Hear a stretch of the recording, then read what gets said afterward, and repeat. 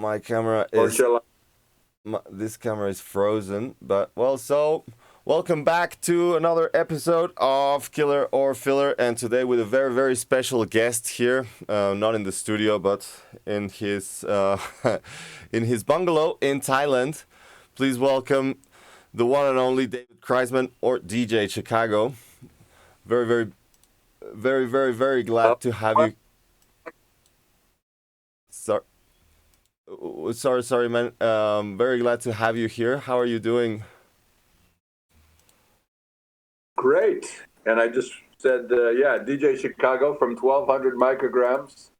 And very happy to be on your show. And yes. Oh man, I'm So super. I'm on Koh Island in Thailand. I got stranded here a little over a year ago by accident. I was in Goa for the whole season and then flew here for a gig in Thailand and was had another gig in Vietnam coming up, and just then the COVID hit. So my son, who's 25 years old, had flown from Goa also to meet me for those gigs. But then the COVID happened, and so we decided not to go to Vietnam. They said they were starting to lock down the borders there. And we flew down to Koh Phangan, and what a lucky break that was, because it's one of the most incredible places on the planet to be stranded during the COVID. And I, there's been no COVID here the whole year or so. So we're lots of things have closed, but lots are still open, and there's a good scene of travelers, backpackers, new age people, people on the spiritual journey, and it's a beautiful tropical island, and so here I am, so happy to be stranded here. yeah, well, I can imagine it's one of the best places to be stranded at anywhere in the world, right? Like you're just showing me the view in front of your bungalow, and it's like beautiful, right? Like few steps to the sea. You can just like bathe over there, like so cool, no? Yeah, I'll just turn the camera around one more time. So this is my window from sitting on my bed, and this is how and that down there is sunset area when it's a sunset, but tonight is a storm out there, so Oh, yeah. can't Well, see. it's still beautiful even with the storm. Yeah. And what do you how have you been experiencing this situation there? Do you feel like life changed a lot apart from like not so much tourism, or like what do you think it's big differences apart Well, from the gigs? 25 years old already, and I've been doing the DJing and the band for the last 20 years, and it's been wonderful, fantastic. But I'm getting a bit older, and I was thinking when I retire, finally, whenever that would be, before the COVID, I thought I want to be in a very beautiful tropical place with a cool scene and sort of retire, and just hang out and chill a lot, and just by organic happening, coincidence, fate, I'm living my retirement here, and it's magic. I absolutely love every day on this island because there's no COVID. It's a beautiful tropical island with mountains that are jungle covered, and there's lots of jungles and waterfalls and loads of beaches, beautiful white sand beaches, and it's magic tropical life, which is my favorite of all. I love being in Asia. I love being in the third world, especially in Asia. And Thailand is fantastic. And yeah, so I'm living the good life, and everybody's really pleased to be stuck here. We're a little bit, feeling itchy because we were used to traveling a lot, and the fun of the parties and the festivals. And suddenly you're in Spain, and then you're in Russia, and then you're in Israel, and it was wonderful.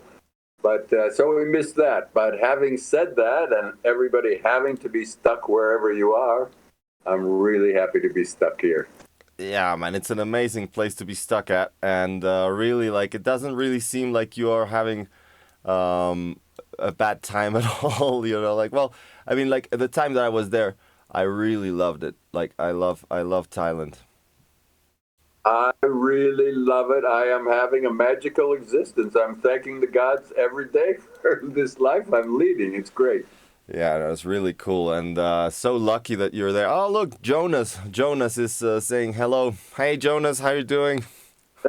Oh, nice. Wow, great. Yeah, yeah. So yeah. Well, I have a bit of like something prepared, you know, like well, some questions and stuff, and like I had one track that I wanted to showcase, but I wanted you to well, what is your plans for now? Like for you know this for this year, are you seeing any gigs? What's happening? Are you already planning on an early retirement, like you were just saying, or what do you think is happening?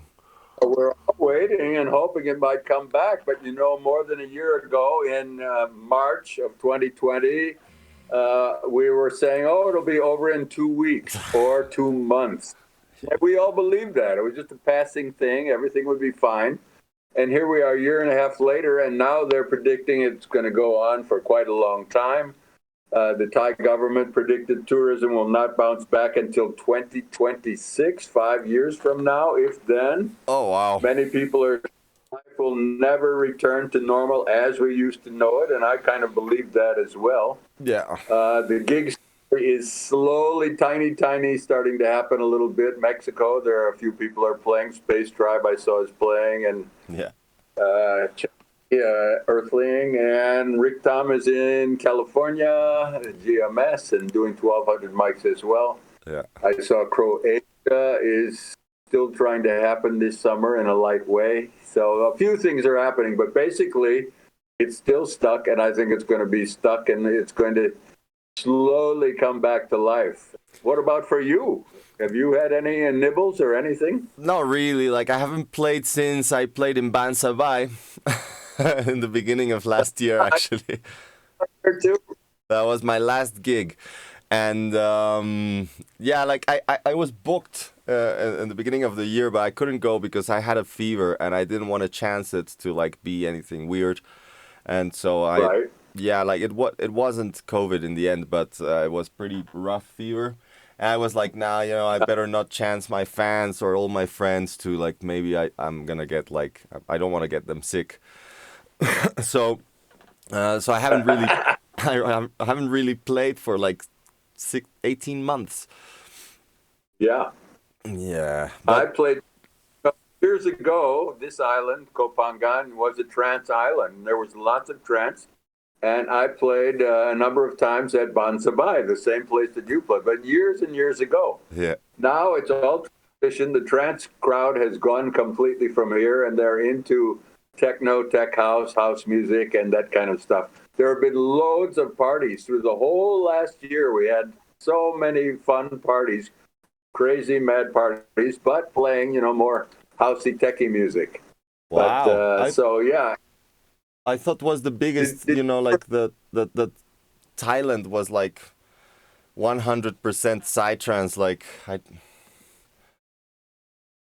I thought it was like already like kind of set on that scene, you know, like Bansabai was like 100% psy.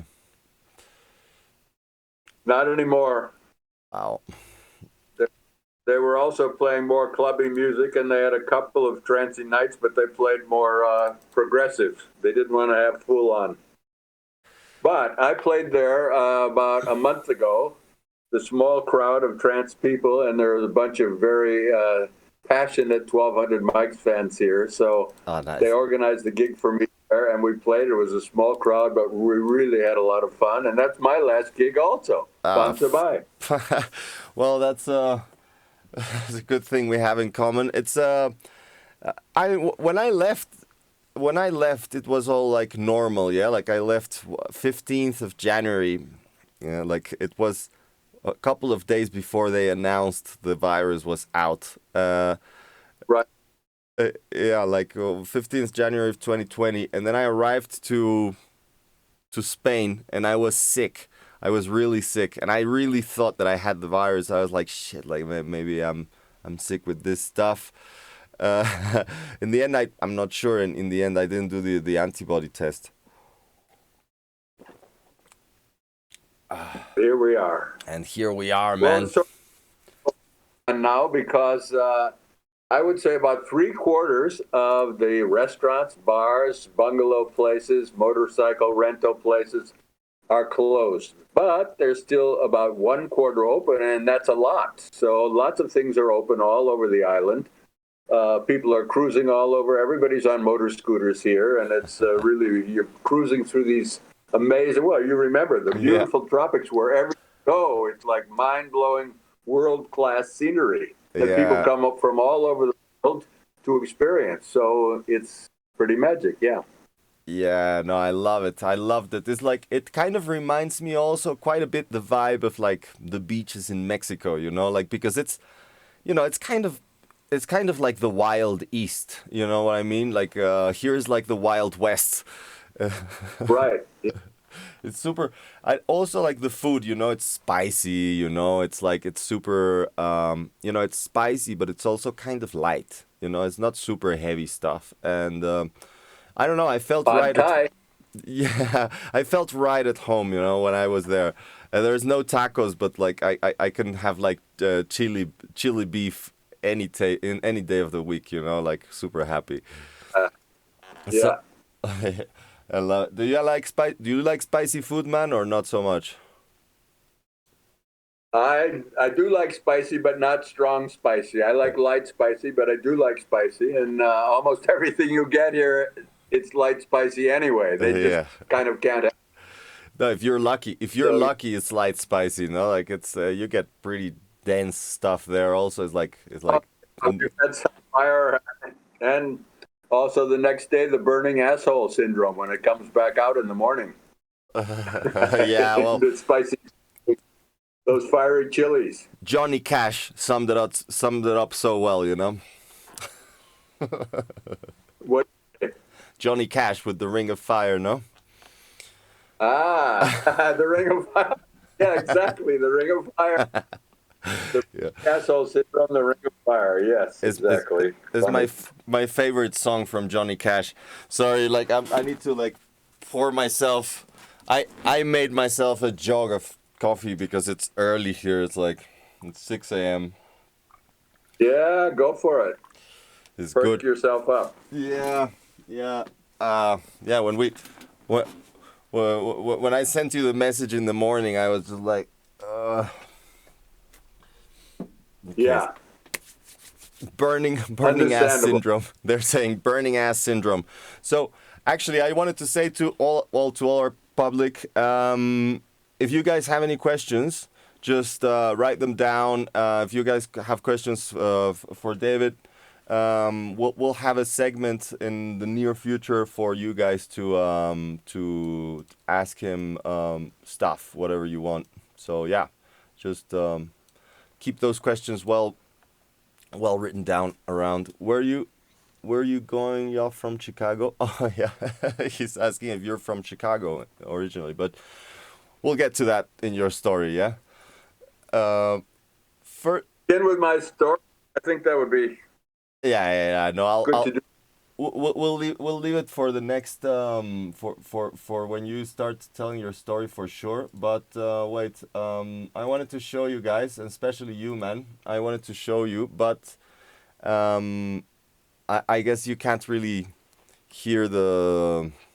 Eh, yeah, you're on your phone only, yeah. But so the only thing is, Yeah. I'll send you this track, yeah. Like I'll send you a link with like a few of my new tracks because I want you to hear them. Like maybe you can find a place in your sets whenever they're happening. Okay. But yeah, All like right. I'll play a track and we'll be off the air for about for the duration of it. So let's 1, 2, and boom. Is this happening or not? Will I be?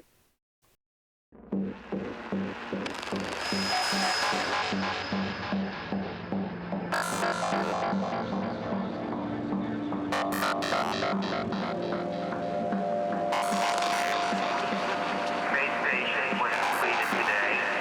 Time for risky experimental mission.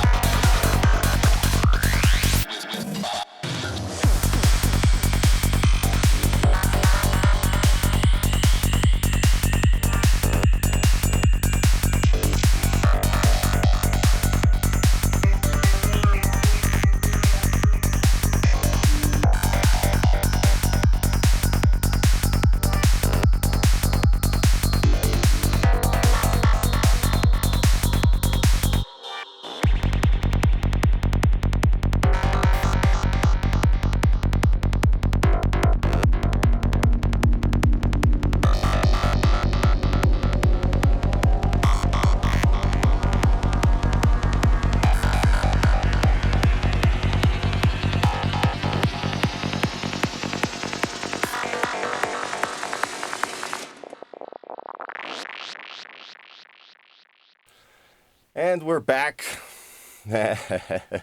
So, what's up? What is happening? Some water, yeah? Getting dark. Refreshments.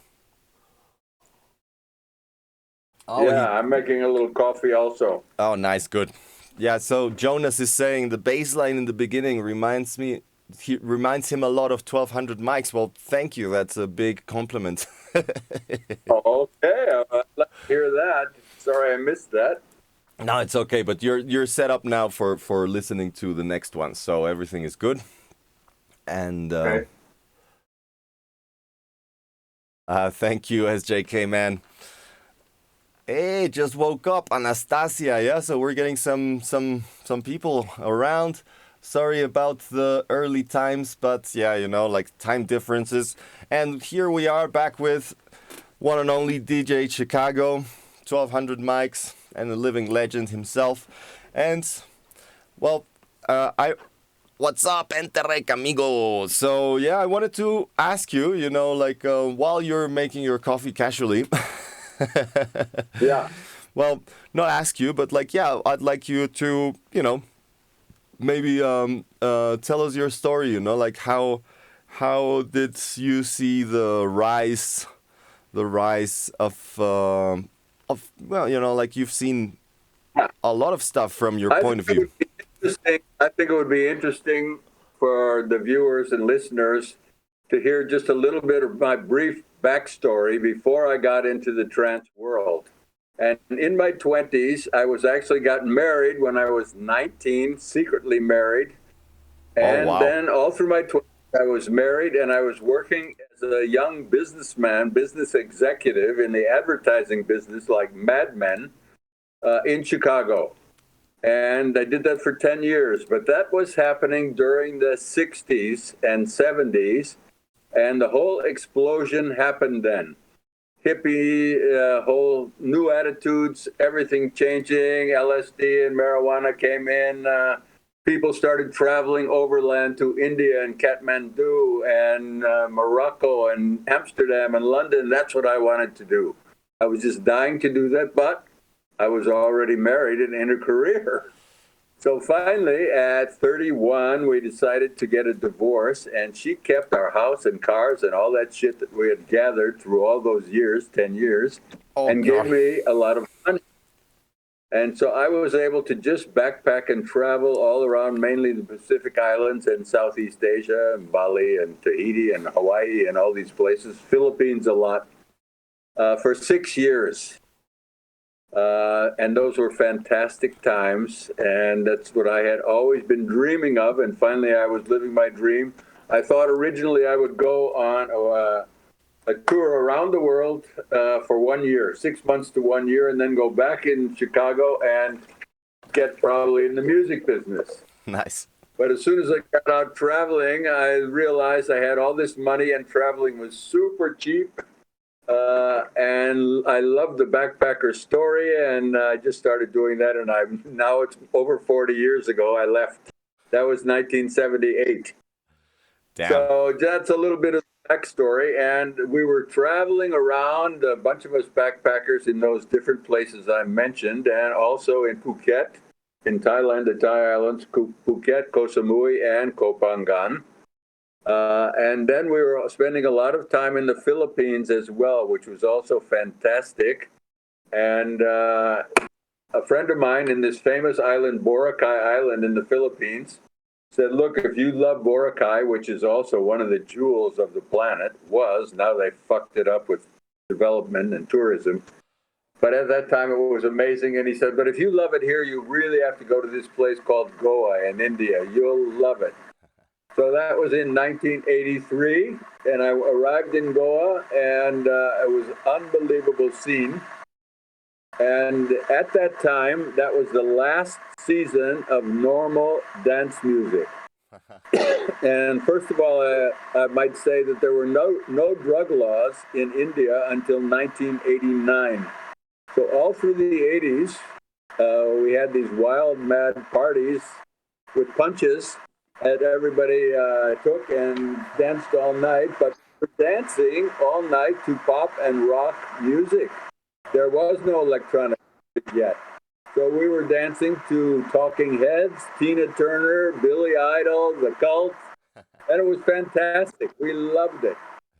But that season, there was the first two electronic tracks came out, and one was by Sven Väth, who invented techno in the early 90s, but already in 83, he made this electronic track using synthesizers and computers called Electrical Salsa. You can still listen to it on Spotify or YouTube. And, yeah.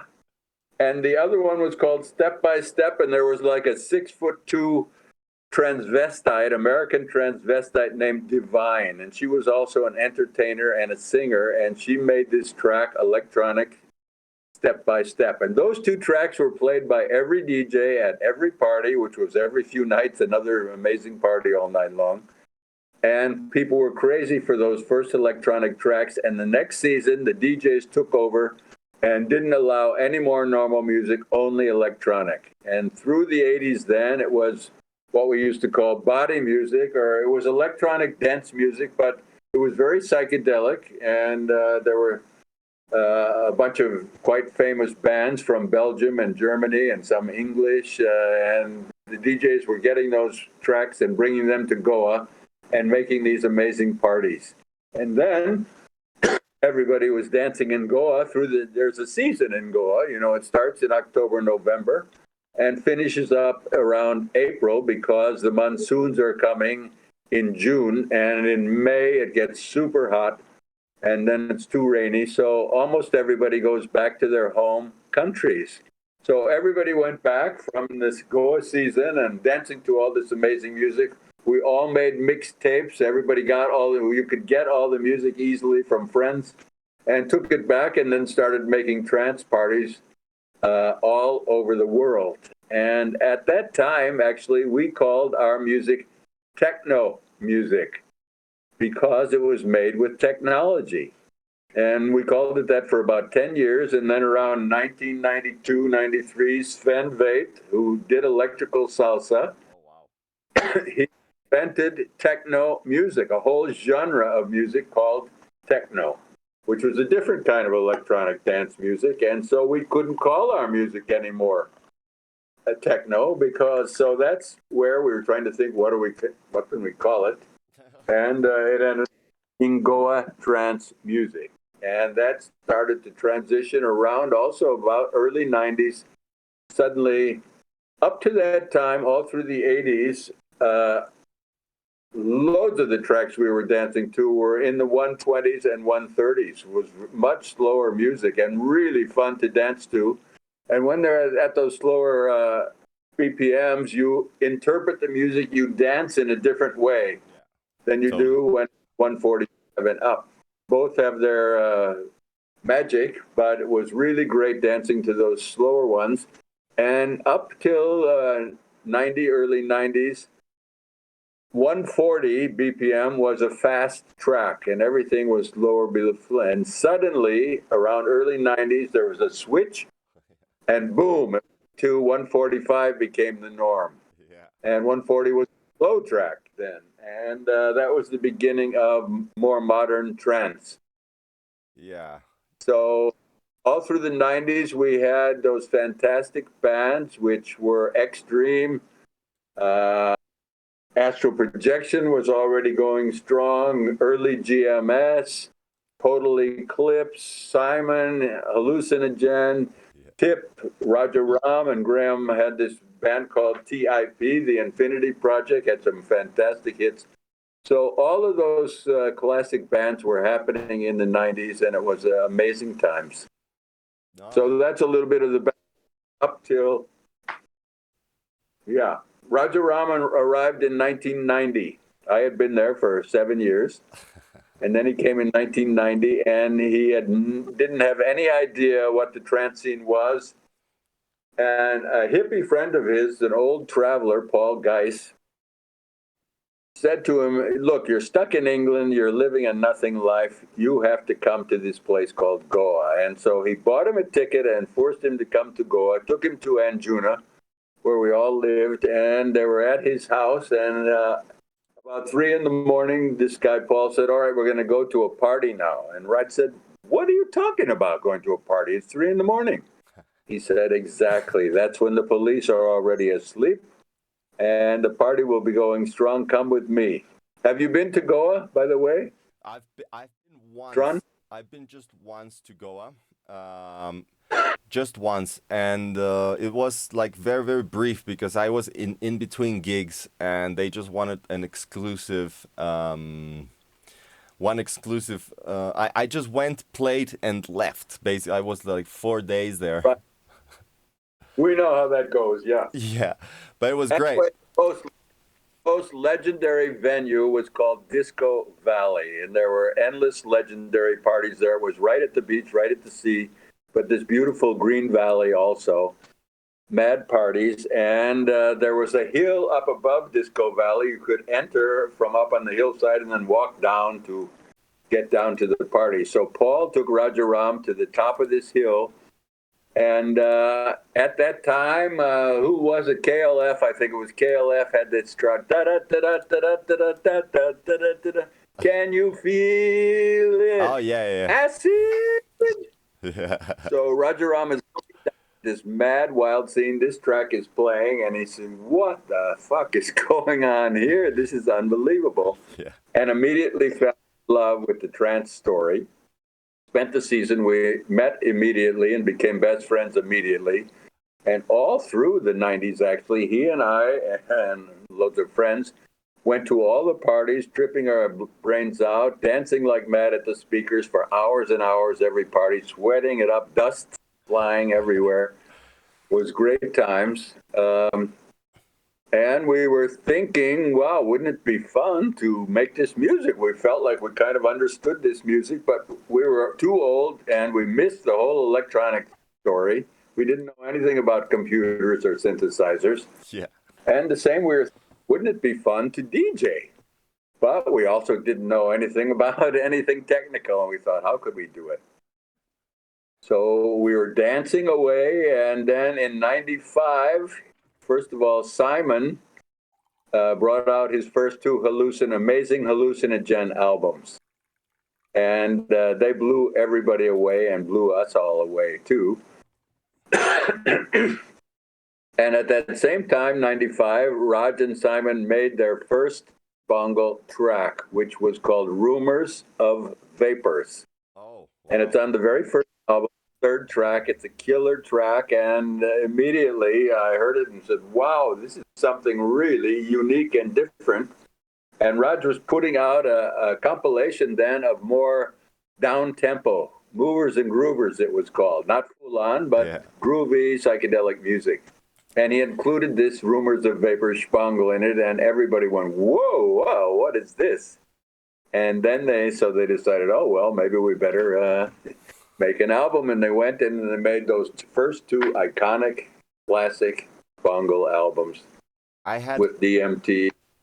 I had really no idea that it was like so old. I thought Spangle was like something from like 2000 or 2004. You know, like what I can't remember when the first album came out, but I thought it was like 95 was the first track. Rumors of Vapors. That's crazy, man. Like it's yeah, like Macaulay is saying, and I also think this is like it's so good to hear this this story from you. You know, like it's super. You know, is the first. Well, you know, like it's a direct source from the whole thing. So it's really powerful what you're just saying to all the people that are just starting to make music, and it's like, or people that are also just, you know, following the scene from the outside. You know, like it's super cool. Also, you know, like there is like so many generations that have happened, you know, of trance. You know, like you guys were the first you know, pioneers, let's say. Like then there was like I'm sort of like third generation already, you know. Like it's yeah, I know. But yeah, man, like there from the it's been a fantastic, unbelievable, wonderful ride. Yeah, well, I can imagine. And this is what drew you to psytrance, was like this mix of music and like this like well, I get, you know, you guys kind of created this thing all together, no? Like you said, like Simon was like the first one to come back with his first two albums, right? The 90 something. Was there Astral Projection? You mentioned was like a bit before that. Yeah, Deranger. And yeah, up before that had been Astro, and Extreme had a whole lot of hits, and the Infinity Project Tip. But that And then around 5, Simon came up with Hallucinogen, and it was mind-blowing. There's never been, I always say to Si, there's never been music before or since like this. And to this day, he plays those old classic tracks in all of his live shows around the world. And he gets among the very biggest money of anybody for playing those amazing, incredible tracks from the mid-'90s, from his early days. And people love it. And I've been there on the stage with him, like at Ozora, and just watch him work his magic. And we all went crazy dancing. There was a big stage there, and lots of us up there on the stage, guys and girls, and Roger Ram, and we just really were rocking dancing, and the whole dance floor took off. I mean, it's very exciting, very interesting, unique music like nobody else has made, and that genius musical mentality went on to Bish Bongo as well. Yeah, no, this is crazy story, man. And well, with this in mind, what do you think? Like from then till now, like do you see like any big difference on the scene? Like you know, what? How do you see the evolution of the music and of the scene and like, you know, the crowd, everything, like festivals, etc. Like, what do you see? You know, like Well, what is? right around the turn of the century, 1,200 mics came into existence in 1999, and right around that time, Infected Mushroom exploded. Asterix came on the scene. Israelis really came strong on the scene. And that was another very dramatic period and great times. All of us playing all around the world, and people really enjoying. But you know, one of the main differences is, I'm sure you're aware, is there is now a separation between what's called Goa trance and psychedelic trance. Yeah. What happened? You're looking away. No, sorry. Okay. Anyway, yeah. Yeah, I was just trying to read. So everybody has been playing Goa trance, which has melody and music in it. That's the difference in it. And the more modern style, which came on, and all the Nano guys are doing that. Tristan and Dixter and Regan and all those guys, and you, those of people. And that got a new concept of you make a very strong bottom, and they really know how to make great dancey bottoms. Really makes you feel like moving. It gets your bass chakra down low, going. And that's the kick, the bass, the percussion. And they really know how to put those together. That makes it very dancey. You kind of have to keep dancing. But then instead of having musical aspects on the mid and the top, it's mostly what are called psychedelic sound effects. And it's a different trip of music. And for people who are tripping, a lot of them really like to go in that sort of bizarre world. Me and 1,200 mics, we like to hear the old school with melody in it, and that's why ZNA Festival and some of the festivals are having Infected Mushroom play retro sets, and all the old big bands play retro sets, because those tracks had music in it and melody in it, and it does appeal to a lot of us in a different way than the psychedelic sound effects music. Definitely. So that's been one dramatic change, and even Tristan, 7-8 years ago, he used to make melodic music, and I really loved a lot of his tracks, and I played a lot of his tracks. But they were among the first ones to venture in. Actually, I think he said he saw Aja playing, and Aja was also experimenting with a different kind of trance music and playing with a lot of psychedelic sounds, quote unquote. And this really influenced Tristan, and headed him and a lot of the friends in that new direction, which is very popular right around the world. There is you remember Nini, right? Yeah, from she well, wait, she's just saying random fact. 2004 Chicago beat me at ping pong at Richtem and Banson's house, and I still want a rematch. Who is that? Nini, Nins and Roses. She's well, from Germany. She you must remember. You beat her at ping pong, man. Come on, and that's like that's But what's her name? Nina, Nins and Roses. She used to work in Ableton. I'm sure if you see her, you'll remember her definitely. Well, Neat, if I ever get a chance, I challenge you to a rematch, absolutely. And as long as we're talking about it, playing.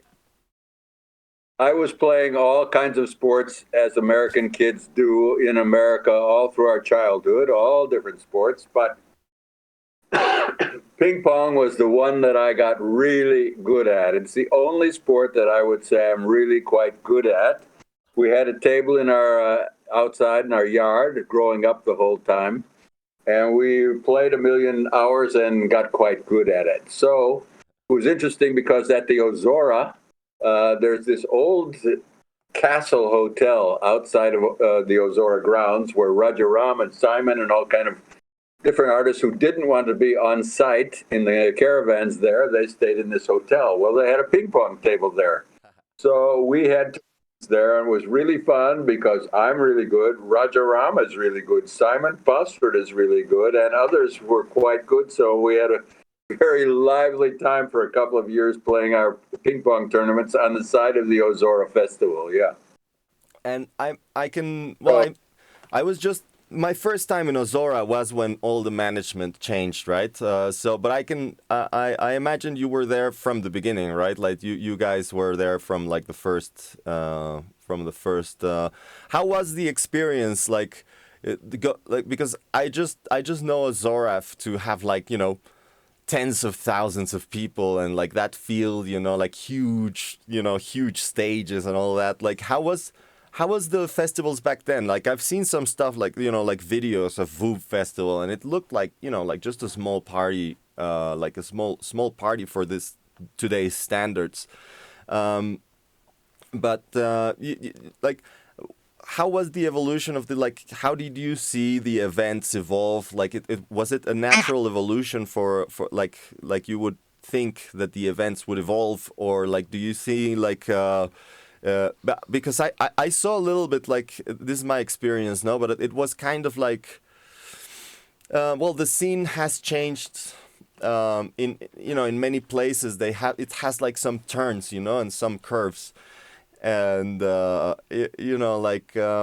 wonder, how do you see this, the events evolution, and how you see the crowds evolution, like all this it used to be way more spiritual, I think, and now it might be a little bit more of like a bit more mainstream, you know what I mean?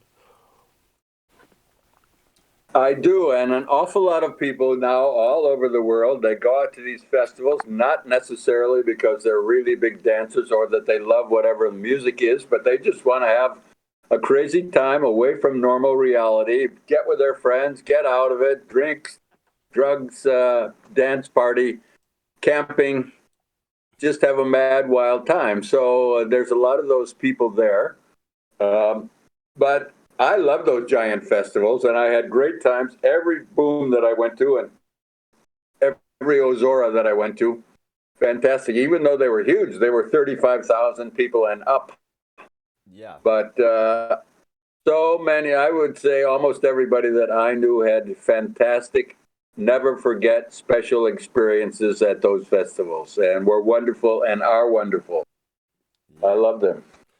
Yeah, well, it's I think that's what drew me to the scene. Obviously, it was like a bit of the music, the music was like one thing, but also the vibe, like the vibe is very, very very unique on all these events, and especially like the first time that I went to Europe to play at a festival there, well, because I never went to attend, like to a festival or a party. Like I started playing, yeah. Like I didn't see, like here in Mexico I went to events, but yeah, like the first party that I went to of Psytrance, I heard this track, Arabian Nights on Mescaline, yeah, from GMS, Yeah. an Infected Mushroom, yeah. And Yeah. that track, like I was like, wow, how do they do this? And I was like, yeah, I was just shocked, and I just had to start making this stuff, yeah. I was lucky enough to Inspiration, super. yeah, it was super good inspiration from Bansi and Riktam, and then I was lucky enough to ask Bansi if I could remix it, and he was like, "Well, yeah, of course. We don't have the files, we've lost them, but you can remix it." I was like, "Okay." Oh, Yeah, it was so you bring it up the files. I had to bring it back to life. It took me a couple of years. Yeah. It took me a couple of years, but it's there, and yeah, I'll send it to you because I think it's a cool remix. Maybe you like it, and Great. yeah, and but yeah, I wanted to ask you, down this line, is there like one track or a series of tracks or like maybe something that like marked you in a way that you were like, wow, this is for me. That's what I want. Like this is 100% my task in this life. Well, it's hard to say, any one track, because I will say from 1984, 85, when it first started happening, we were just mad about all of that music. We danced our asses off nonstop for months and months, for years and years, and collected all the music. Everybody shared the music. It was all on cassette tapes first at that time. And we all had our cassettes, and we loved the music like we are today. People are so passionate. When you love trance music, you can't get high on any other music in the same way as we can on that music. It's just so touching and deeply meaningful and powerful and inspirational. So yeah, all through the 80s, all through the 90s, and then in the 90s we had these fantastic bands, like I mentioned, Yeah. Hallucinogen and all these killer tracks. And yeah, so Roger Ram and I had been saying all through the 90s, wouldn't it be great to have a band? And then we said, what about Rick Tom and Bunzi? We knew Rick Tom and Bunzi in Amsterdam since they were 15 years old. Somehow we were there when they just got started, before they were even anything. And watched them grow and become superstars. And around mid-90s, 95, 96, they went right to the top. They were superstars. And then so we said, well, maybe we could ask them, what about making another band? So we asked them. This was in 99. And they said, sure, why not? Let's try it. So our very first track was called DMT, or the blue pill. You take the blue pill, you take the red pill. And it's Terence McKenna at the beginning, his sample, and he's saying, I remember the very, very first time I smoked DMT. Yeah. And that's a huge hit. And like Simon in 95, when his music came out, also GMS, also mid-90s, it was unique music, extreme as well. No one else was making music quite like that, and it was a revelation to hear these tracks from Hallucinogen, from GMS, from Extreme, and then our first track, the DMT, also, it was something quite different. Yeah. And there's a place in Goa called the 9 Bar where they open up every night of the week, and they have a different DJ every night. And a lot of people were going every night as part of their exercises, smoke some chillums, do some dancing, hang out with the friends. And they said that every DJ the whole season played that song. Every night it was played, that track, the DMT track. So it was a big hit, and we thought, wow, maybe we should make some more. Maybe we should make an album. Yeah. And so we agreed to do that. And at that time, Raj took a magic drop and he got this fantastic idea. And he said, why should we name every track just a normal name, Fly Me to the Moon or whatever? What is near and dear to all of us? Our music and our dancing for sure, but also our drug experience. Yeah. And we believe in consciousness expansion, in opening the mind. And these psychoactive drugs can open doorways into other dimensions that we can't experience with our normal five senses. So why don't we make each track mescaline and LSD and hashish and marijuana, all the mind-opening substances? So that's what we did, which was a great idea. And then again, the whole first album was quite unique music, different than anybody else had made. The combination of GMS and Rajaram and me with our ideas and that concept of everybody could relate to, opening doorways into other dimensions of all the fantastic psychoactive drugs. So that was the beginning, and it just took off very fast from there. And here we are 20 years later. So yeah, really amazing, man. Like, I was wondering how how 1200 mics came to fruition. Also, like, I remember here in Mexico, that track was played every party, like it was one of I played it, like probably like more than 100 times. It like the whole album, like the whole album was like something special. And well, Right. like it was so successful, at least here in Mexico, I could see like, like 1200 mics was the bomb, like, well, I guess it was one of those times when like GMS was just pushing hard, and was pushing Sorba, was like, you guys were doing like the 1200 mics and like, inspiration, like those were the times when inspiration was like big time. Yes.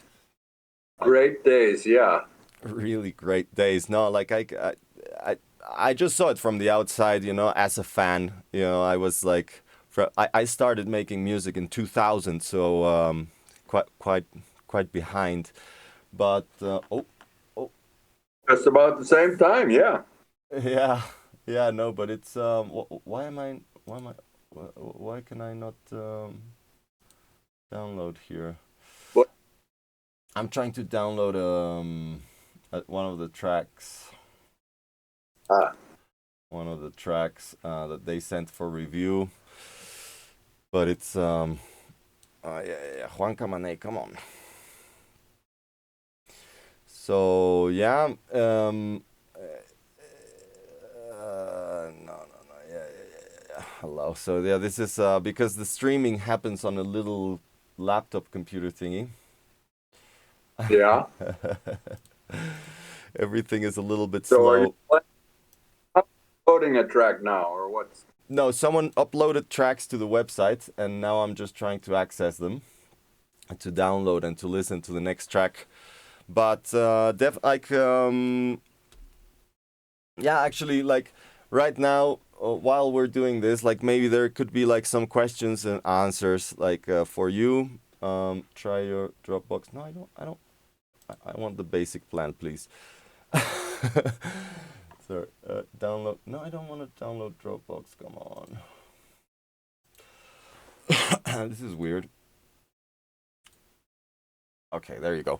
So yeah, like maybe there is some questions from people in the public, and maybe that now would be a good time.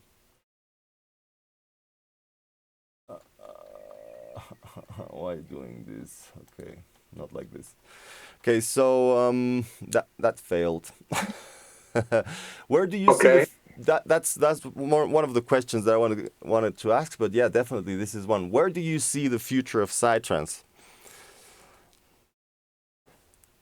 Everyone always asks that question, and no one has any answer for that. It's just impossible to know. I mean, 5, 6, 7 years ago, we didn't anticipate this psychedelic trance phenomenon that came in and has become a very strong force all over the world. People love it. It's very popular. It's very strong, good dancing music. But it's hard to know. First of all, with the COVID, I mean, I think that life is going to come back very slowly in baby steps, kind of. I don't think it's going to bounce back and suddenly we're having all the parties and festivals. It's slow going. It's already just a little trickle happening, a few people playing here and there, but basically nothing much happened. And COVID's going on, and these variants coming. I think we're in for a long run of difficult times, and I don't know that the festival and club and party scene will ever be quite the same. We're hoping, of course, that it will, but not sure. Yeah, yeah. The future is uncertain. The future of psytrance is uncertain. The bits are. Music, live music, and just not just psytrance. All different forms of music are going to be struggling with the same problems. Yeah, man, exactly. It's going to be. Well, yeah. All the entertainment is going to be a little bit. Yeah, maybe. But we're hoping that like eventually it comes back to normal. No, can only hope. We cross, we all hope, but we were hoping that a year ago also, and then 6 months ago, and we're still hoping, but it's dragging on, and this vaccination story is stumbling along, and I think it's going to be a long run. Yeah, yeah. Waiting. Most likely, like I hope I hope we are like out of like the bad stretch, and like this is like just at least slowly getting better, but we can never be too sure. It's a real mess. Yeah, yeah, it's a real mess. But like, as long as we can, adapt, and at least find our own way, like of us being, good with ourselves, like evolve in a way that like I think this could be, potentially good for each and every one of us, like it is an opportunity, like to take a turn, to like see the other way, to start doing new things, I think. And Reevaluate. Important, yeah. You definitely have a reevaluation of your perspectives. yeah, totally. And so yeah, that is like that is I think one thing interesting to think about is through this, it's been a year and a quarter already, almost a year and a half, and people have been continuing to make music. Tons and tons of music has been made, but nobody's able to play all these tracks. And when the parties and festivals start stumbling back in, there's going to be this huge backlog of music that everybody would love to play, but it's all just sitting there waiting. yeah. I think it's an amazing. Yeah, it's going to be like an explosion of new music, like in every party. And also it's like, every one of us have been working on it. Like, imagine, yeah, like this guy's like, I don't know, like Riktam, he doesn't stop.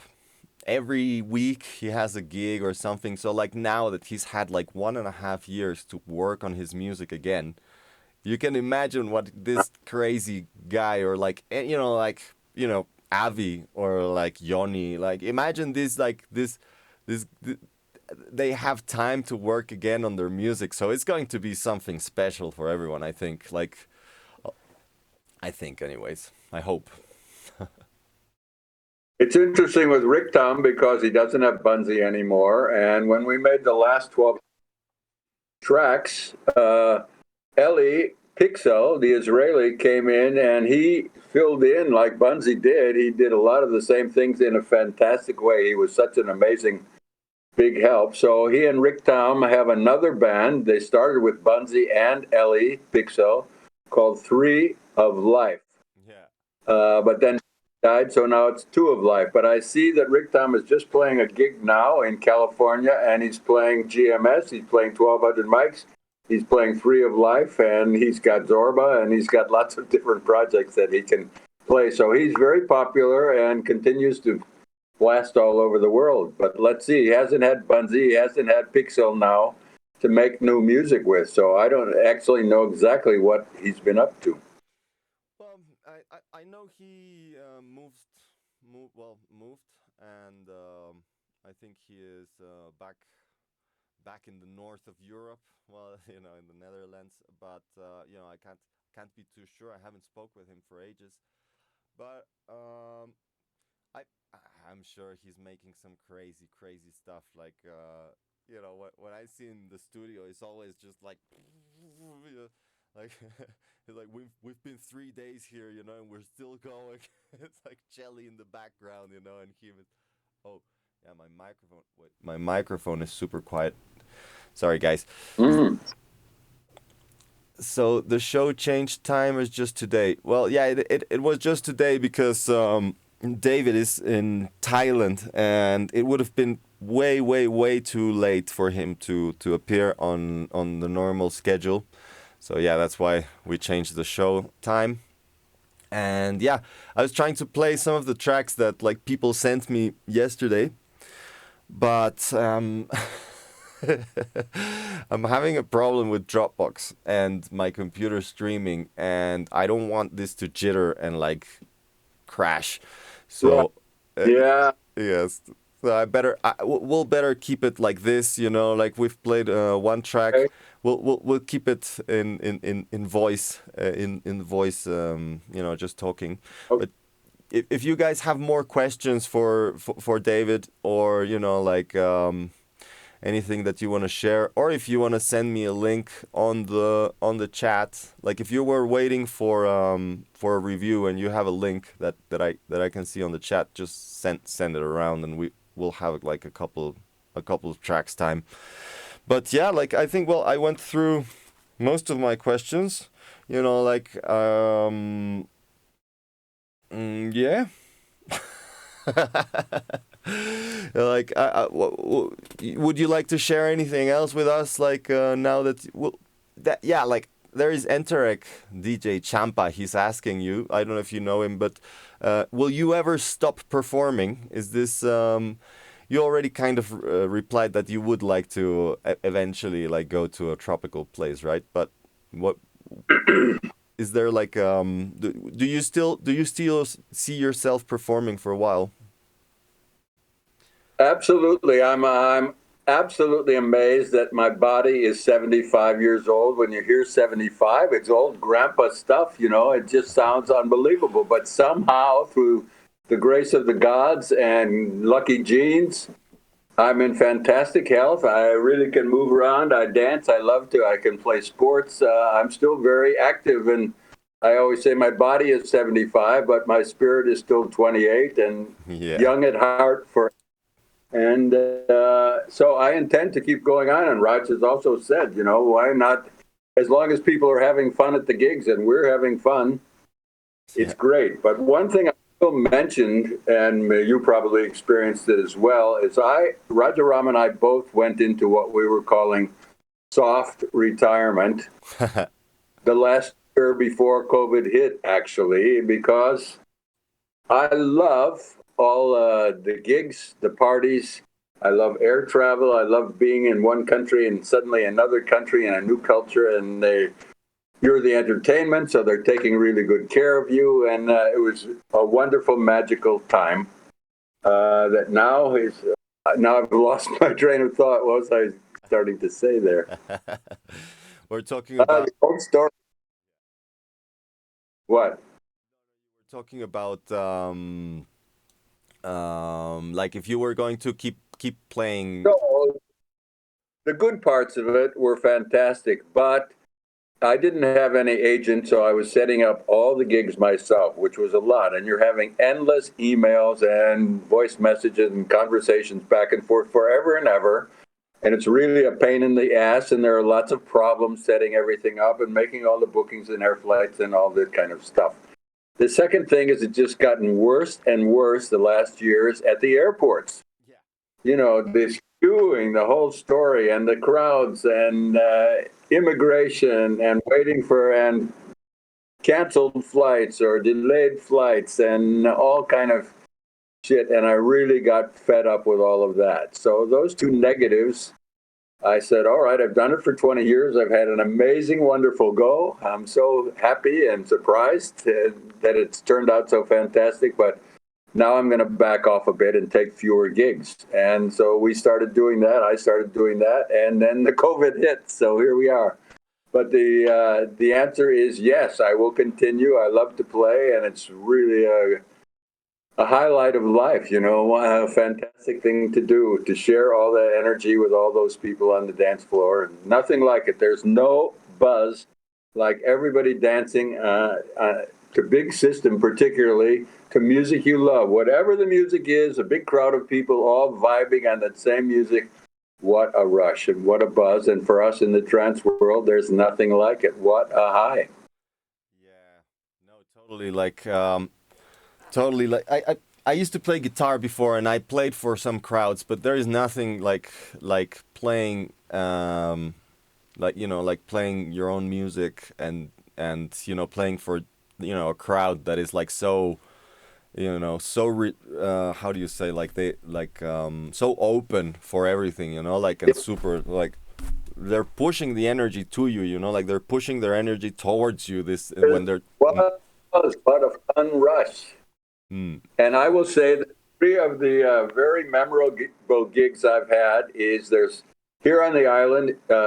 Did you ever go to Wynam on the East Coast by any chance? You have to go to Hadrian and then. No. Anyway, it's a little beach cove, and they had lots of parties there this year. A beautiful outdoor spot right at a small beach. And we got a small crowd who were all really strong, passionate 1200 mics lovers. And I played a gig there. And then about a month ago, I played another gig again for a small, passionate crowd of 1,200 mics lovers at Bansabay. And then I had one when I first started DJing in Brazil, and had a bunch of friends, and we all took something, and we went down to a beach, and there was just a little tiny beach bar there under the palm trees. And I played for about 3 hours, DJ'd all day, and it was just 12 people and me. And we had the most fantastic time, and also these two 1,200 mics gigs I played here on the island. What a fun buzz. You don't have to have a huge crowd, and it's also great at Oz and Boom to have these giant crowds getting into it. But also you can have just small groups who really love the music, feel the music, get into the groove and vibe, and nothing like it. Yeah, I also have so much fun. Obviously, like the bus for playing, like an event like Glastonbury or a Zora or something like big. It's a bus, right? But like the intimacy that you get from a small dance floor, like super. It's like you get to know the people that are dancing there. Like you really like feel like there is some big connection, like you were having a conversation, and it's I think it's very very. I think it's when I have most of my fun is when I'm playing for small crowds. Like, well, not most. Like, obviously, I have a lot of fun playing in big events, like you say. But for me, it's because I started playing like that, and it's like kind of reminds me of my beginnings. But yeah, it's one of those feelings like playing in to a small crowd and like everybody enjoying it, and you're just like, yeah, this is blast. It's like yeah. It's it's a wonderful, passionate, ecstatic feeling. Yes. The ecstasy of music and dancing together is nothing like it. Yeah, man. And like, really, it's that intimacy that I feel on the small dance floor, like, because, playing your music loud and like, seeing people dance, like, that's the buzz, no? And like, that's, for me, like, that's a bit, it's generalized when I'm playing. That's like the buzz that's happening, but that like really like this intimate dance floors is like, I don't know, like that, like you can go out of the down from the stage and just like dance a little bit and then go up and like play the next track and stuff like that. Yeah. That's super fun. A few years ago, I was playing a couple of gigs in Israel, in Tel Aviv, and then I met some people and they said, we're making a pirate party, an illegal party out in the desert, way down south. Yeah. And because it's a few hundred people who are really passionate, we go and we set up camp and do it for 2 or 3 days. and we can't afford to hire international DJs, but would you be interested in coming? And I said, wow, yes. So I went there, and it was like 300 or 400 young Israelis who were really into it, and they set up camps all over and had the dance floor. And again, it was just so much fun. Everybody was really into it and really there to go for it. And there's, as I said, nothing like it. So that was a great buzz also. A much more small and intimate experience. And again, you can get out on the dance floor, rock a little bit with the people, and yeah. Yeah, and I think Fun. that's what caught me from this, it's like for me, the psytrance I told you, it's like that track like really moved my brain in a way, like I needed to I went from classical guitar and like Cuban ballads to like psychedelic Yeah. trance production, I can imagine like that it was quite a leap. So Wow. yeah. I used to play guitar like like classical guitar since I'm like little. And I just yeah, was quite a leap. I'm jealous. I'm studying guitar now, and I wish I could play really like you do. Yeah, well, I wish I could play like I used to, but Let like me, let me ask you a question. yeah, I want to ask you because I see that some people are starting to play in Mexico. Tulum is happening quite a bit. A bunch of Goa people are there in Tulum. yeah, And even our from Alien Project, we had a gig DJing, a regular sort of around the poolside or something, but he was playing more down-tempo music and techno, that kind of thing. But he was playing there. But now I see that they're doing a couple of festivals, and Space Tribe is going, Earthling is going. Uh, and Yana from Russia, Israel, you know her? yeah, Setka. She's also big, very big in Mexico, and she's been posting that she's flying soon. Will you go to any of those things, or what do you think about that scene going on now in Mexico, starting up? Well, I think it's a great opportunity to have something like that, like to have a country like that. I think for us DJs and for everyone to have some aperture for events. I think it's great. Mexico is like getting better on in terms of like COVID and all this stuff. So like I think it's great. It's great. I wish there was like a few more countries that like maybe started. It's kind of taking a risk, no? Like, but also it's like, it's been almost 2 years, so it's also kind of necessary for a lot of people. So I think it's great. I might go to a couple of these events. I know Chelly is staying here for, like, for a few days before or after the event. We'll make some music. I know also Dixter, I think, is coming for another event. Oh Yana, yeah, Yana also told me she was coming. So definitely, like I might go and like hang out. Well, lately, I don't know. I enjoy the party. I enjoy playing at parties. I enjoy, like the vibe of the party. But lately, I've been going more to socialize and to see my friends than to just blast and party and get like out of it. right. I understand. Yeah, if we could, that's what we'd like to do. Yeah, but yeah, like I see it more of a social than like I love seeing my friends, and now that I've like well you've been traveling way longer than me, so any time that you can see your friends from abroad, it's like it's a really good time to. Yeah, right. Mm. Well, So yeah, I definitely would like to go. Maybe I'm coming to Tulum in the next couple of weeks. I need to do an acoustic job. But yeah, the parties that are near my house, I'll probably go. I need some party. yeah. Hey, put the report. Yeah, I'm really curious how they will go and what will be happening with the COVID story, Yeah, social distancing and whatever. I don't know. yeah. No, have you been approached to come to Mexico in the near like lately or Oh, I haven't heard anything. No. when was the last time that you were here in Mexico? Uh, I think it was 2 years ago Oh, or okay. three. Actually, we had a tour. Actually, we played 4 different cities. Oh, Was cool. really fun, but say it was a bit shocking. A couple of different things. Well, maybe I shouldn't mention one thing, but anyway, we arrived at this festival. It was a packed, big crowd of people, and they drove us up to this entranceway, and there was a long corridor with big fencing along both sides of it, and we had to walk through that corridor, and it was lined with military guys with machine guns. Oh. And we were going, what the hell is going on here? Yeah, and it was a very weird atmosphere. So I don't know what's happening in terms of the heavy story of Mexico. Does that touch the trance world at all?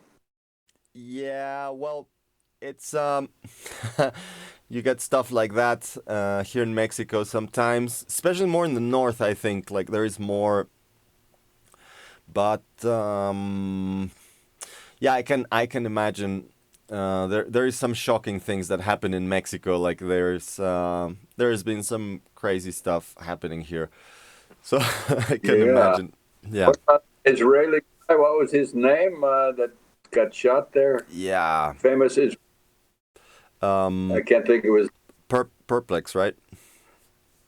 Perplex. Exactly right, Perplex. Yeah, what Yeah. a story that was. I have to discuss it now, but wow, what a story. Yeah, that's crazy, man. Like it's bad. Bad situations, being in the wrong place at the wrong time. Like here in Mexico, it I can happen. Life is uh, very. underworld people who were involved in that, and also in making some of our festivals. We felt like they were some dodgy characters who were involved. Yeah, yeah. You need to like every time I see my friends that are like, "Oh, I'm coming to Mexico." It's like, okay, well, who are you coming for? Like who is bringing you? Like just because I don't know everyone that makes parties, of course, like not everyone, but I do know like Yeah, the big players, so I can say like, okay, this is like so, this established promoter, or okay, this is a bit gangster, like just watch out. yeah. But yeah, yeah, Well, there definitely are figures involved in the scene because there's money to be made. yeah. Money to be made and laundered, like specially laundered. That is, Also, yeah, yeah, it's like a big washing machine. Like here in Mexico, most things that are not regulated are like huge washing machines. Um, yeah. it's hot, like obviously, like a lot of parties are not money laundering, but some are. It's a fact. I guess everywhere, no, like it might be like that. But here is just like it's blatant. Oh, it might. Are you still there? Yeah, I'm Okay, here. cool, cool, cool. Yeah, just like I thought you froze, like just oh shit.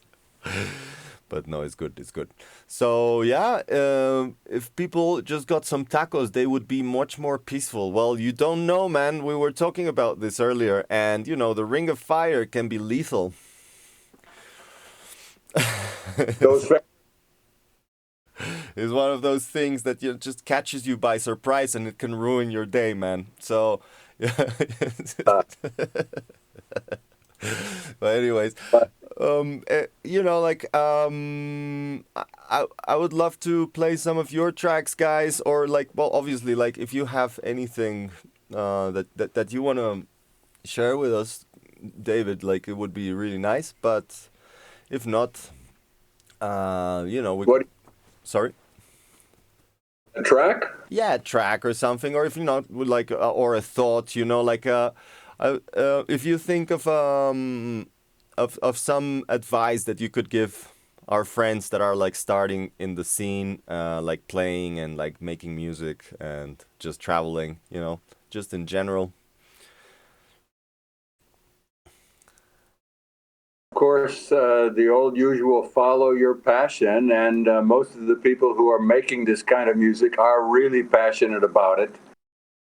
But in general, I think this COVID has caused everybody to have a review of perspectives, and I like to think that we are trying to be, Roger Rum and I always say, we are positivists, seeing the glass as half full rather than half empty.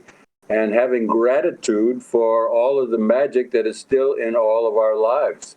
And if you really think about everything that's in your life that you have and that loads of other people around the world don't have, it gives you a fresh perspective. And we want to try to live life from our higher self and follow the famous golden rule, which is do to other people just like you would like them to do to you. And if you keep those spirits going, that positivism, and try to focus that into your music when you're making music, I think that's a key. Well, that's great advice, really. Like, it works for everywhere. And yeah, totally. Like, I couldn't agree more.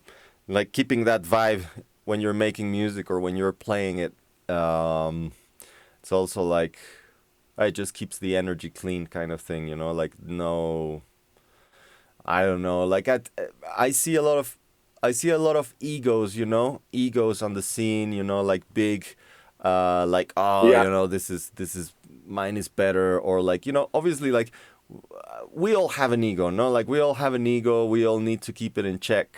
And yeah. and there is like, I mean, like, it all goes through phases. Like, there is no one that is like, oh, this is an egomaniac, or maybe there is some people like that. But I see there's a lot of I, that. Sorry. I can think of a couple. Yeah. So, anyways, like, there's a lot of that. Anyway, I want to mention the other ones because it would be a bit embarrassing. I can think of a couple of names, but I must say that Perplex also was, he was one of the biggest self-promoters in the business. He would always tell you that his stuff was the best, that he was the greatest DJ. Wait till you hear those tracks, it'll blow you away. He was really like that. So there are definitely some ego stories in our business. Yeah. Yeah, no, definitely. I'm thinking like, you know, so at some point, to some degree, it's kind of necessary, you know, like we need our ego to survive, sort of thing, you know, like our ego is what keeps us on our toes when we need to be there, but also we kind of need to keep it in check. It's like when you see like the Shiva or the Ganesh, the Ganesh, in India, and you see the little mouse, right? Like the mouse is the ego, and it's a mouse because Yeah. for a reason, no? It's like it's always there, but it needs to be small, right? Like in comparison to like the rest of you. Yeah.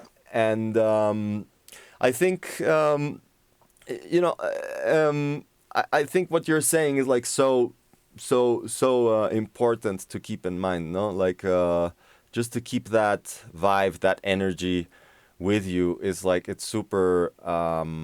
Is one of the most important things I think in a personal level, right? Because if not, you stop growing, and on a musical level, even more. I think like you stop growing, you start like repeating yourself, and if you think that you're the best, then what are you trying to achieve later, you know? Like, so So let me ask you a question. You've been making music for 20 years. Do you think your style of music has evolved? And if so, how? yeah, I think it evolved in a way, you know, like obviously like the production is getting better up to a point, and then again it gets worse because you're like just focusing on a very narrow band of things, you know, and then like suddenly you just open your eyes and it's like, oh, it's all this stuff around you that you haven't really seen or like acknowledged before, no? And then like you start like picking like things that you haven't seen before, and then like this thing that what you're narrowing out, like it suddenly dissolves and disperses, and then you have to start like again. So I think it's a cycle, you know, like, but in terms of production, you know, in terms of style, I think it has evolved, but like I think right now I'm getting back to what I was doing before, which is a little bit more melodic, a little bit more like feeling to it, you know, a little bit less technical and more Uh-huh. musical.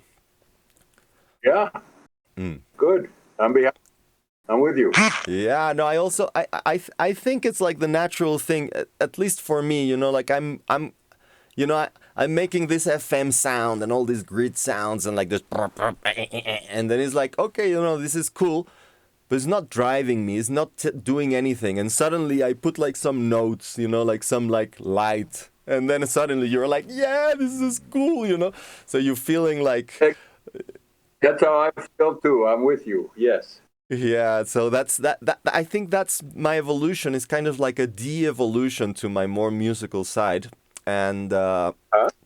I I'm seeing like also a lot of people like actually, you know, like from 2000 to 2005, it was quite a for me, you know, like it was quite a stretch, like for me, like to start evolving my production, and then suddenly like I felt the music went like in a very, you know, like U-turn into 100% melodic trance, like, you know, this like super melodic, super like, you know, full on like, and then after 2010 or 12, you know, I think the you know the you know how it is, you know, the scene goes up and down like a sine wave, and at some point it's on some point, and then like it turns around and it likes more melodic, and then like right now like Twilight was like super, you know, like speed, like you said, went up, and like all these tweaky sounds are like the norm, and Yeah. I think now it's kind of trending back down, you know, like in a way. Obviously, like the underground will keep being underground, but now with Armin in the scene, you know, with like all the, you know, Vinny Vici like crossing over to the mainstream, and like psytrance being more mainstream, I think this is going to a different realm altogether at the moment. You know, like underground is going to keep being underground and even more underground, but I'm thinking a lot of people are also like seeing this as an opportunity and trying to cross the line again. You know? That Vinny Vici remix of Free Tibet by Highlight Tribe was an amazing phenomenon. And you know, in the 80s and 90s, there were loads of hits that everybody knew and talked about and even collected had. But then for quite a long time, there's no been real big hits. Very rare, but that was the one that was still today DJs are playing it, and it works every time. And then Armin did his crossover remix of that, which was also super successful and introducing it to another whole crowd of people. So yeah, that's been fantastic. Yeah. No, it's like I think in a way it's what Infected Mushroom did at some point, like kind of crossing to like you know, when they went to USA and started doing a little bit more bass music, right? Like they kind of started this mainstream crossing, and now, you know, like Vini Vici and well, I mean, they are like the biggest at the moment, right? Like the biggest. Well, they're always in Tomorrowland. They're like mates with Right. Armin. Yeah. So I guess Uh-huh. you know, I see this like as the future of psytrance. It might be a little bit more EDM, and but I obviously like the underground will remain. But yeah, I see that happening. What so also like you know, just to finish this, I would like to ask you if you remember maybe one funny anecdote, one crazy story that you would like to tell us that if you can, you know, like, or if you think of anything. Yeah, I can tell an amazing true story that happened to me. I was trekking going up in the the Himalayas in Nepal, and I was going to the Everest base camp. And you get higher and higher, and you stay in these guest houses. And we were in this guest house that had a dormitory of 30 beds, everybody sleeping there, and it was way up cold, and everybody is sleeping in all your clothes and your sleeping bag, and you know, trying to stay as warm as possible. Well, in Nepal, the water and the food is not clean, and almost everybody had stomach problems. Yeah. So me too. I had diarrhea story.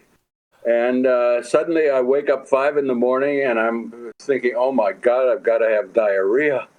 And the toilet there was outside, back behind the building, and they had just dug like a ditch and had two flat flagstones on the side, and you would stand on those flagstones and shit in this, and it was just full of every color and consistency of diarrhea and shit that you can imagine.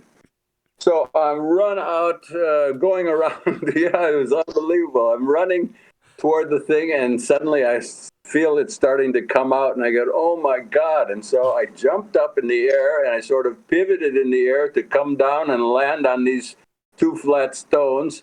And lost my balance, and it had a covering with bamboo poles holding it up. And I thought, oh, I'm safe. And I grabbed this bamboo pole, and it just came loose, and I went, Oh, boom, no.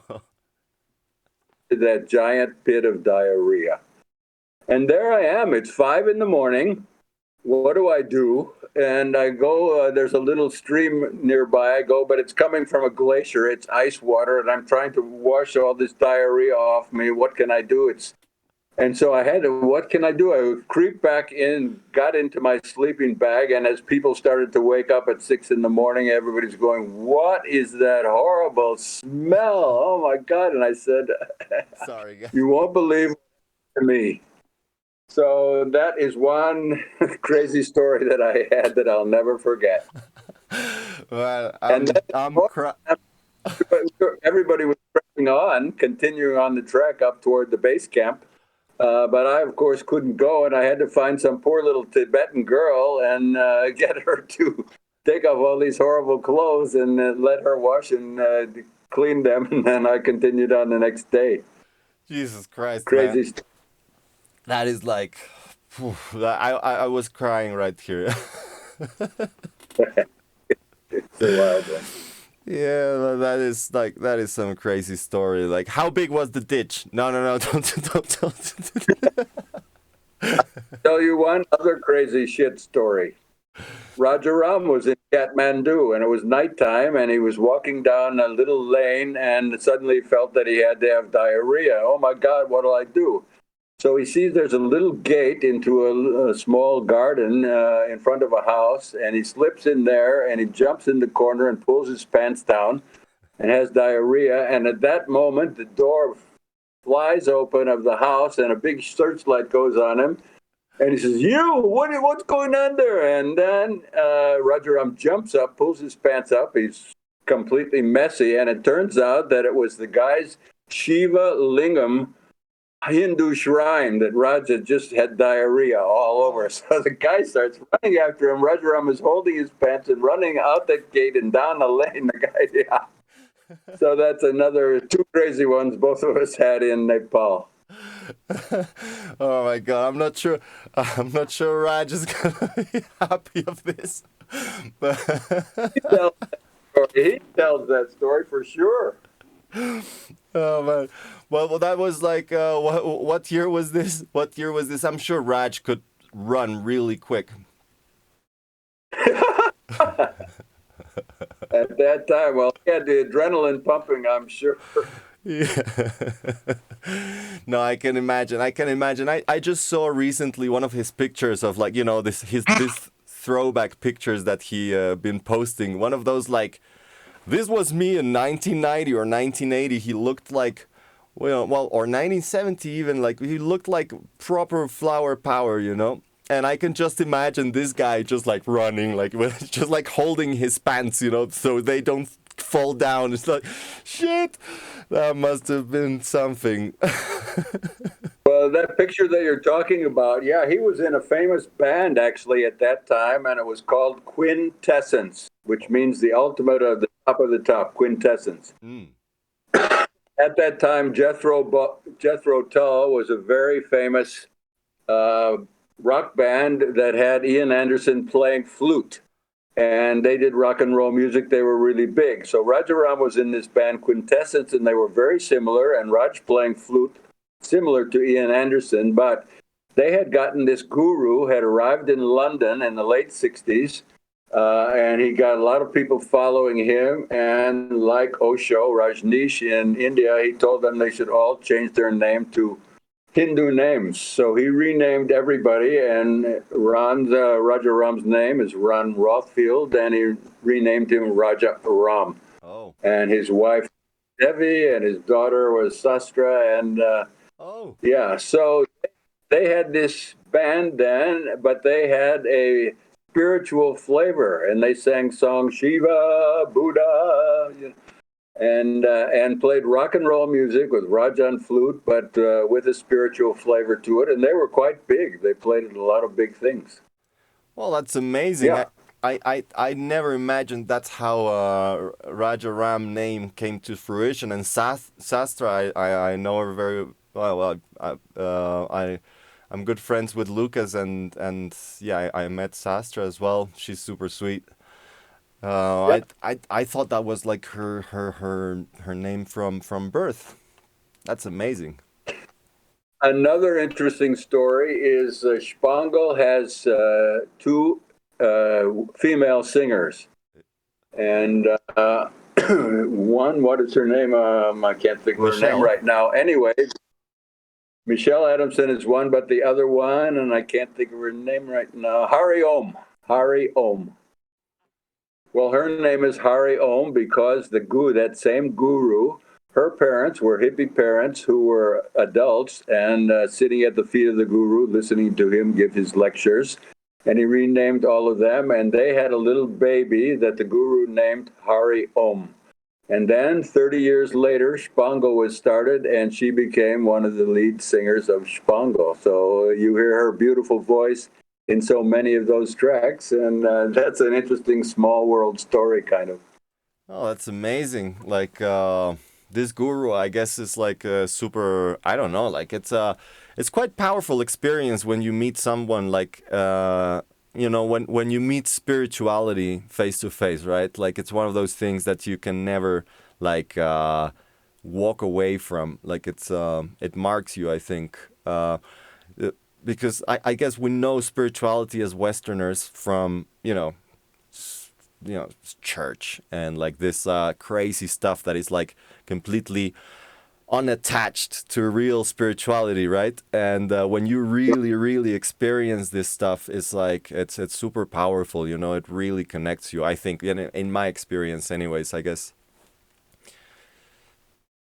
Well, Raj said that this guru was one of the most amazing human beings he ever met and had special powers and dramatically influenced his and all of their lives. So it's pretty powerful, yeah. Yeah, I think so, man. It's their band Quintessence, they had a poster that was up like they used to have in the California Fillmore posters.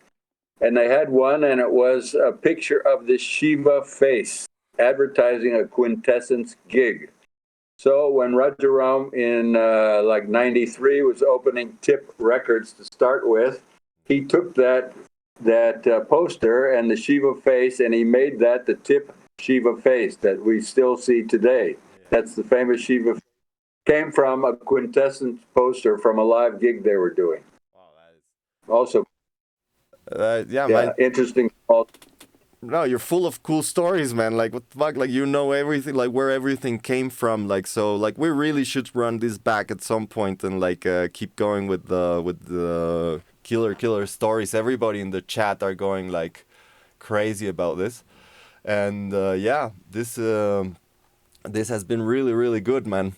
Um, what you would you like to say anything to our crowd or to the people that are gonna watch like later? Like what would you like to No, I already said my little rap about being positivist in life and having gratefulness, gratitude, and just focusing on all the special good that is still in all of our lives. And most of us have quite a bit of good around us, and this is empowering. yeah. And that's what I urge everyone to do.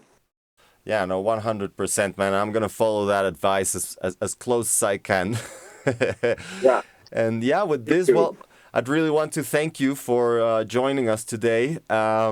Really was very special show, and definitely, yeah, thank you very much, man, for joining us. I love here. I really appreciate you having me. And now tell me, will this be on streaming platforms, or how can we send it to friends who didn't see this live show? Yeah, no, definitely. I'm gonna. It stays in the Twitch channel for as long as 14 days now, and then I'll post it on my YouTube channel. So I'll send you the links, so you have it to share it. But yeah, definitely, it's gonna be up for streaming from now until the end of times. Well, at least the end of electricity. Great. Yeah. Well, let me know how to do that and when to do it. Yeah, no, I'll send you the link. And yeah, with this, well, I'll just play one track that I got from Macaulay.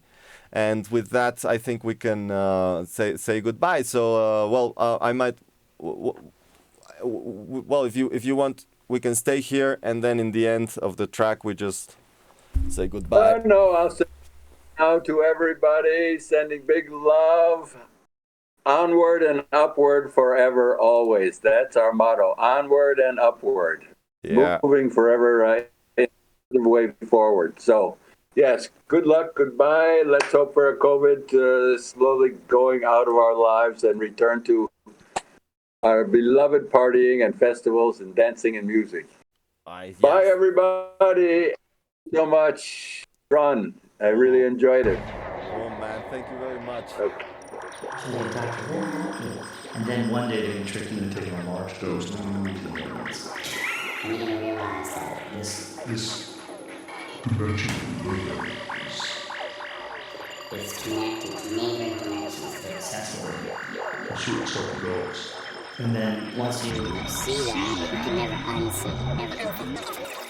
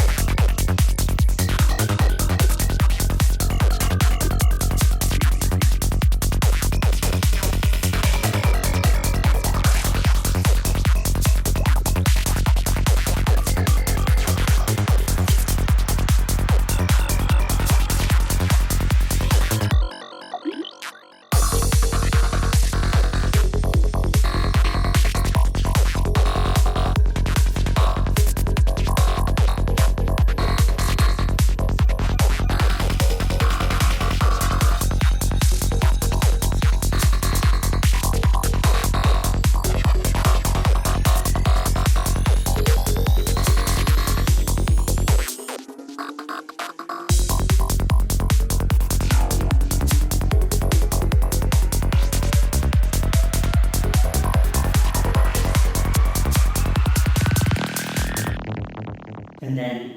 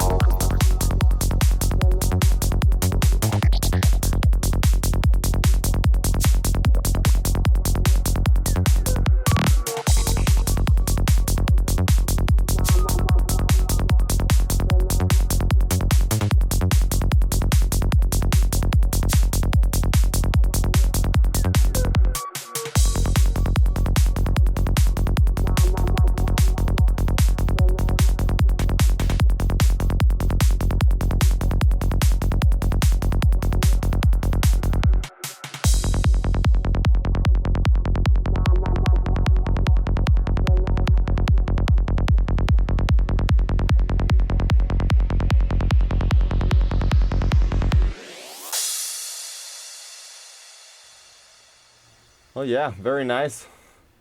One of the better ones that Makoli has sent us, definitely. And yeah, Ben Solo, I think the two styles work together very well. And it's putting some some structure to the madness that you guys both have. It's good.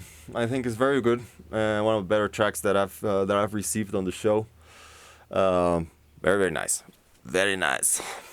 So yeah, well, with this, I guess we can say goodbye. Thank you very much, everyone, for showing up.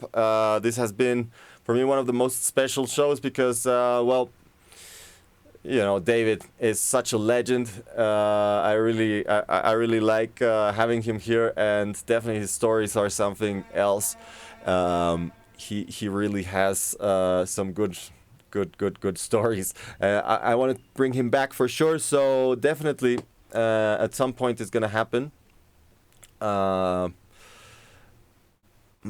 carnalito. So yeah, anyways, thank you for tuning in. I'm sorry about the hitches. Like I'm gonna get a new computer, but basically graphic cards are right now like super expensive. So I'm waiting for my geek friend to help me out with this. But definitely I'm getting a new computer for the streaming and for the editing and everything. We're gonna have very exciting guests in the next few weeks. So keep tuned because I'm gonna keep this I'm gonna, how do you say? I'm gonna announce the guest maybe one day before the show or maybe the day before the show. It might be the week, you know, like. But I need to figure out what's the best way to promote this. But definitely, we're having some good guests, some cool guests happening. So yeah, be sure to join in the next time and blast. Yes, Kiela. See you soon, Kiela. I think the show should end up with Kiela. Bye.